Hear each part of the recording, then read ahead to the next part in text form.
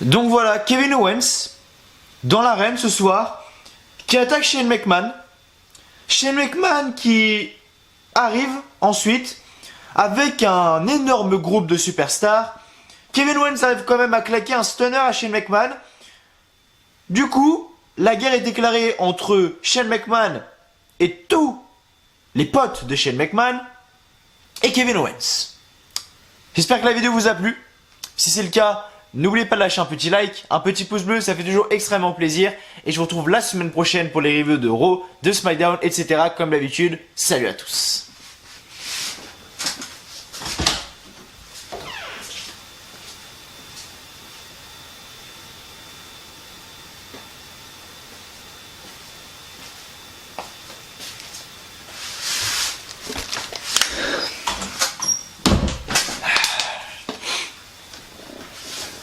Non, je me suis pas trompé dans le montage, hein, si vous posez la question, non.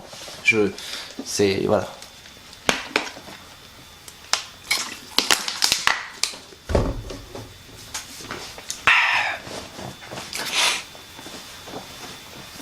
Je peux peut-être être gentil, à la limite, et dire qu'on a notre challengeuse numéro 1 à SummerSlam. Bon. Les amis, manifestez-vous dans les commentaires. Manifestez-vous dans les commentaires. Et dites-moi si vous c'était comme moi ou pas. Mais je crois qu'un show aussi vite que ça, aussi inintéressant, avec autant de matchs inintéressants qui n'ont servi absolument à rien, je crois sans déconner que je n'ai jamais vu un show aussi vide. Du coup je me renseigne. Après quand même, je vais sur les réseaux sociaux, les sites de news ou quoi. Eric Bischoff n'était pas aux commandes de SmackDown. Donc ok, bon point déjà, parce que si ça aurait commencé comme ça, ouais, franchement, ouais. Parce que l'édition de ce soir, honnêtement, SmackDown Live, c'était un trou noir. C'est-à-dire qu'on a plein de petites choses, mais qui n'ont absolument en fait aucun sens.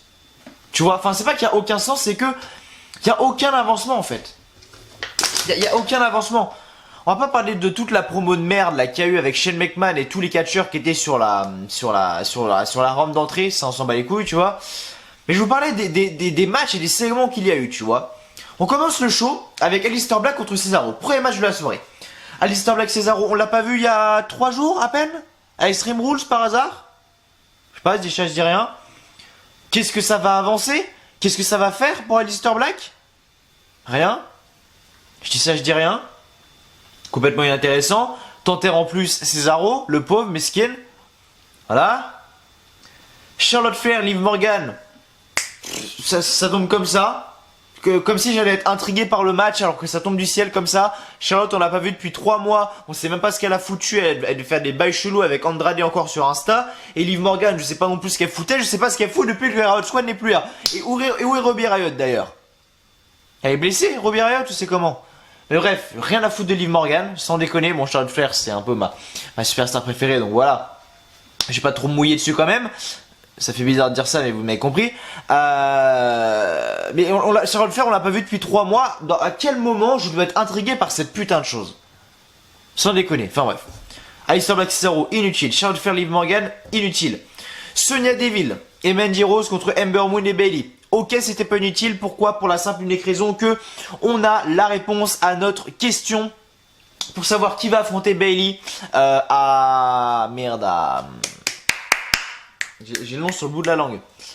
À SummerSlam, voilà. SummerSlam, qui sera en direct de Toronto, d'ailleurs au Canada. Premier SummerSlam au Canada, il me semble. Et c'est effectivement Ember Moon. Donc je suis content que Ember Moon ait une opportunité au titre. Maintenant, il faut faire attention parce que j'ai peut-être une idée derrière la tête de ce que veut faire la WWE. Je pense que à SummerSlam, on aura soit un triple threat match, soit Bayley, Ember Moon n'aura jamais lieu. Les amis, Mathieu, qu'est-ce que tu racontes?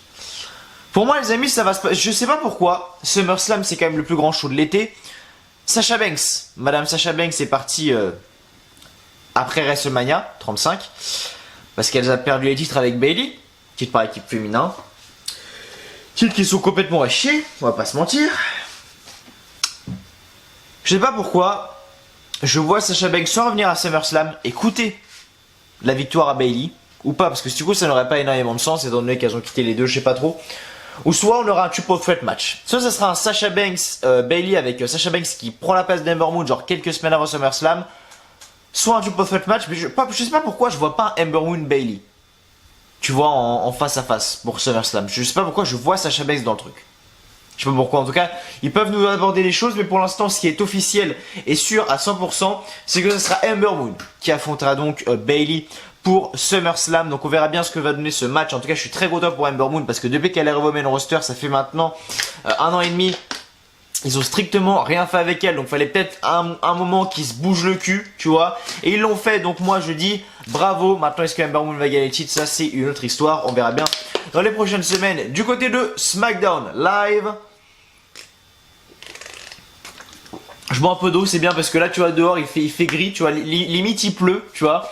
Je bois de l'eau alors quand il fait canicule 40 degrés, par contre, je bois du jus d'orange, tu vois. On va comprendre le délire.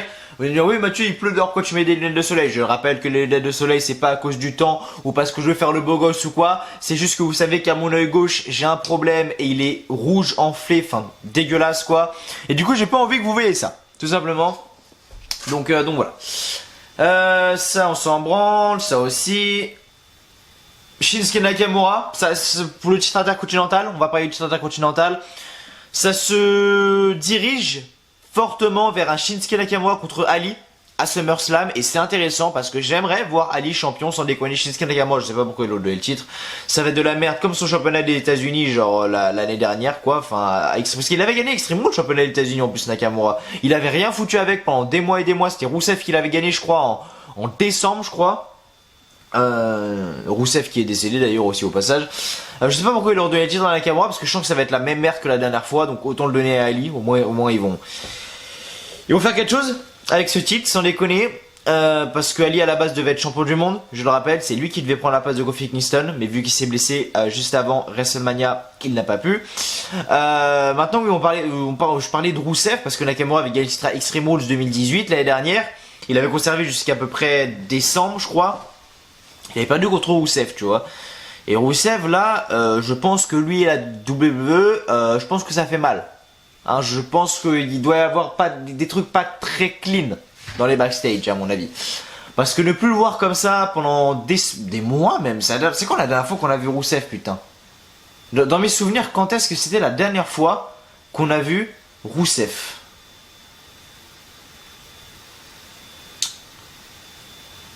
J'ai même pas idée, tu vois. Non, j'en ai aucune idée. Sans déconner, j'ai aucune idée de quand était là. Est-ce qu'il a eu un match à semaine 35, Rusev aussi? Je sais même plus. Sans déconner, je sais même plus donc autant dire que ça pue, tu vois. Autant dire que pour Rusev, à mon avis, ça pue. À mon avis, il faut s'attendre à un départ de Rusev de la WWE prochainement. Oh, l'Elite Wrestling, bonjour pour Rusev, parce que le mec a totalement le talent pour y aller. Ok, on a eu un triple threat match. New Day, Samoa Joe, Elias, Randy Orton, voilà, c'est tout. Donc rien d'intéressant. Voilà. Oh putain, j'en ai marre de bailler. Après je vais faire le montage tout ça de la vidéo, je vais faire un truc et après je vais direct dormir quoi, putain. Fatigué. Kabuki Warriors ce soir. Kairi Sane et Asuka contre The Iconics, Peyton Royce et Billie Kay. J'avoue la fin quand même m'a fait kiffer. C'est-à-dire qu'à la fin, on a Billie Kay qui essaie de remonter sur le ring, sauf que Peyton Royce il dit non, reste là. Et on a justement Billie Kay qui reste en bas du ring pour le compte de 10, parce que oui, je rappelle la règle. Si vous êtes champion et que vous perdez par décompte à l'extérieur ou par disqualification, vous perdez le match, mais vous ne perdez pas les titres. Pourquoi? J'en ai pas la putain de moindre idée. Enfin, si d'un côté ce serait trop simple, sinon genre... tu frappes et du coup enfin je sais pas comment expliquer mais bref du coup voilà ils ont fait ça. Kabuki Warriors, j'en ai rien à foutre de cette équipe de toute manière hein, et Kairi Sane, Asuka, des putains de DS à NXT, des putains de chèvres au main roster mais bon en tout cas rien d'intéressant, je m'en bats les couilles. Enfin dans le main event pour la 151. Ah non c'est vrai, on a eu ça, on a eu ce match de merde aussi là, Andrade contre Apollo Crews, avec Andrade qui perd en plus face à Apollo Crews. Putain le mec mérite tellement mieux, le mec perd contre Apollo Crews quoi. Sans déconner, enfin bref. Une honte. Et Dolph Ziggler, Kevin Owens pour terminer le show avec tous les catcheurs qui arrivent et tout. Et où à la fin, Shane McMahon le tire en bas du ring. Et Kevin Owens fait un stunner à Shane. Et après il s'est barré, il a pris la fuite en coulisses et les catcheurs amis de Shane en gros ont pourchassé du coup Kevin Owens dans les backstage, tu vois.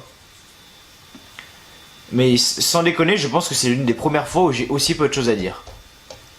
Parce que bah il y avait rien dans ce show en fait. Dans ce show, il y avait absolument rien. Et là dire que je vais devoir me lire tout ça là. Je vais devoir vous lire tout ça pour les résultats, putain juste pour la promo d'ouverture. Mais honnêtement, j'ai rien à vous dire sur SmackDown. C'était vide total. N'hésitez pas à me donner votre avis en commentaire, ça m'intéresse. Mais moi, j'ai trouvé ça vachement vide. Mais bref. Qu'est-ce que vous voulez que je vous dise? Est-ce que ça sert à quelque chose de faire une review quand il y a aussi peu de choses à dire et qu'il se passe rien comme ça? Je sais pas.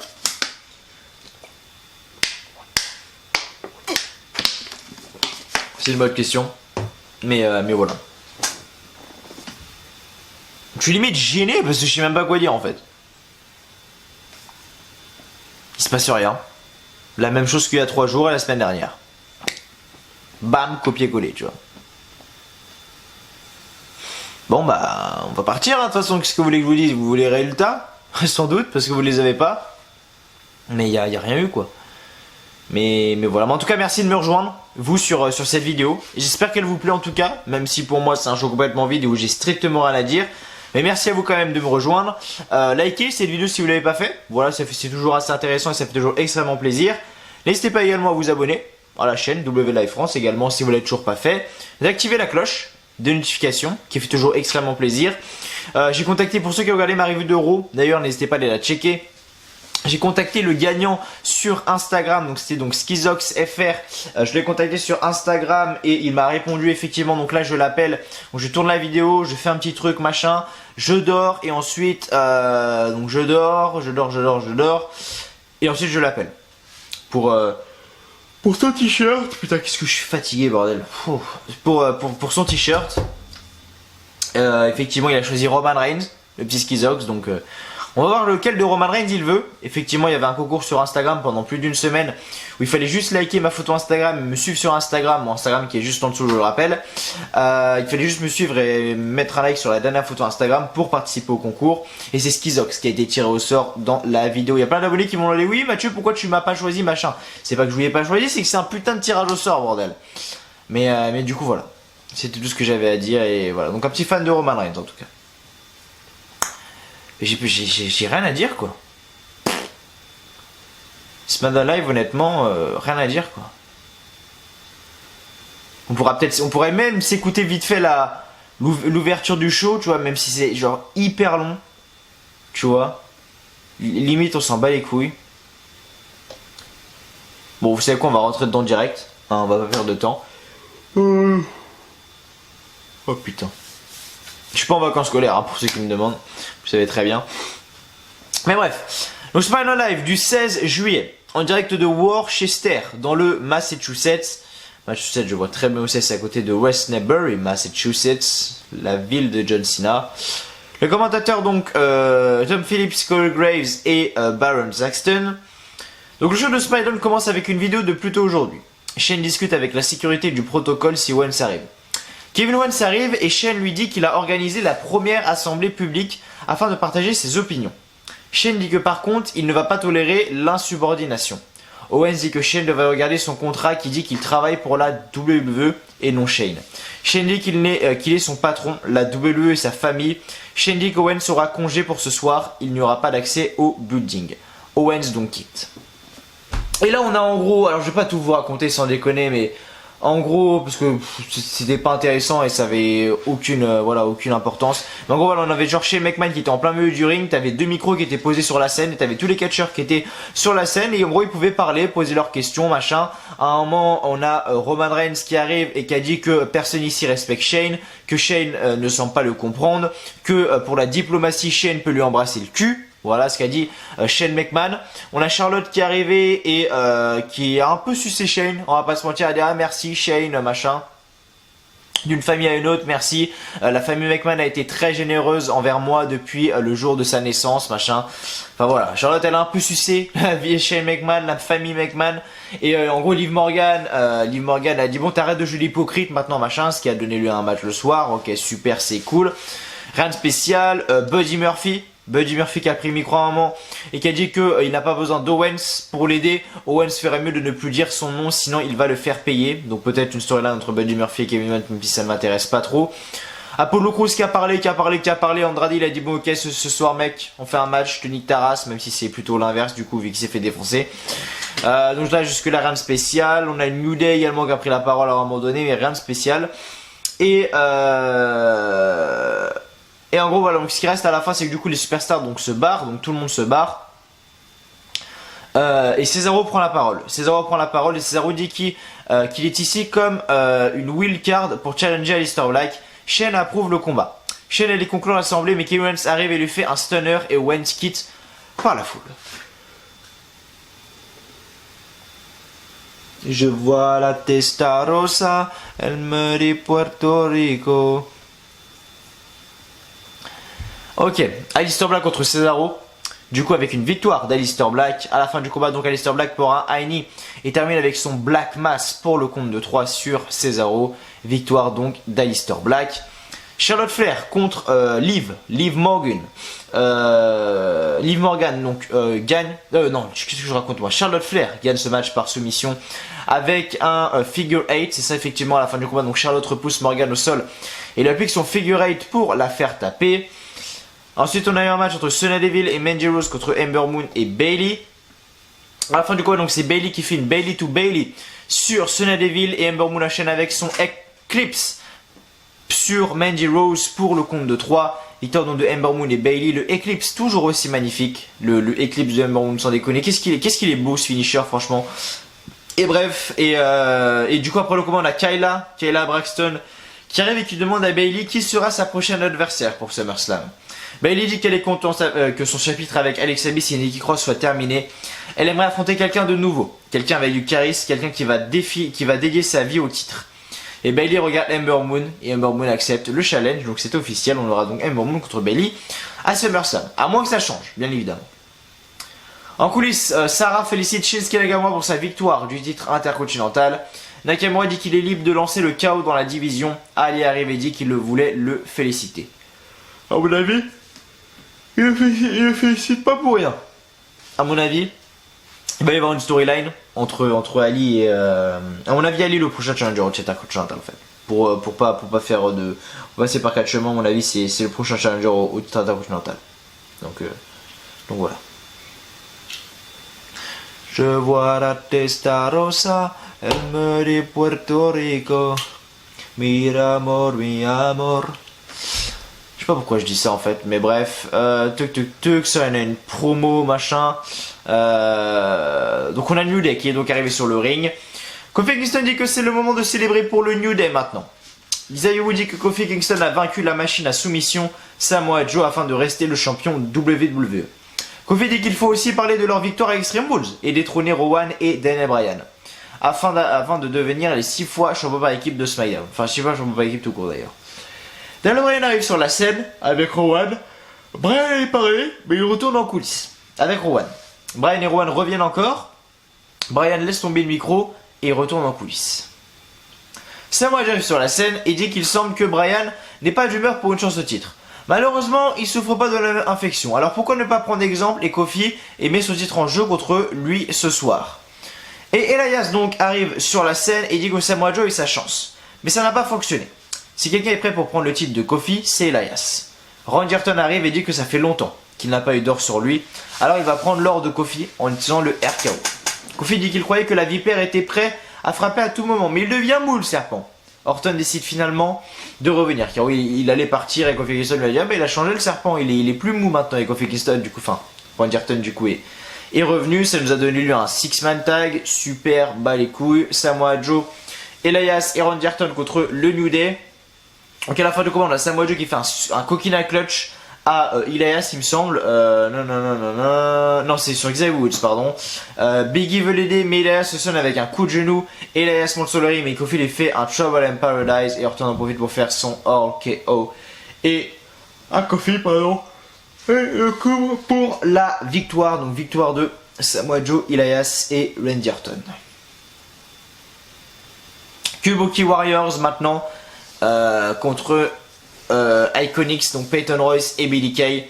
Victoire donc des Kabuki Warriors par disqualification, car par décompte à l'extérieur, effectivement, car Billie Kay décide de rester en bas du ring afin de perdre le combat, mais rester les champions comme c'est une défaite par compte de 10. Après le combat, donc Shane et Asuka attrapent leur adversaire en bas du ring pour les attaquer. Asuka sonne Royce avec un run kick et Shane enchaîne avec son elbow drop. De retour, Andrade attend son adversaire Apollo Crews sur le ring. Apollo arrive sur le ring, mais Andrade le frappe dans le dos. Andrade enchaîne les coups et l'arbitre retrouve le calme afin de lancer le combat. Andrade contre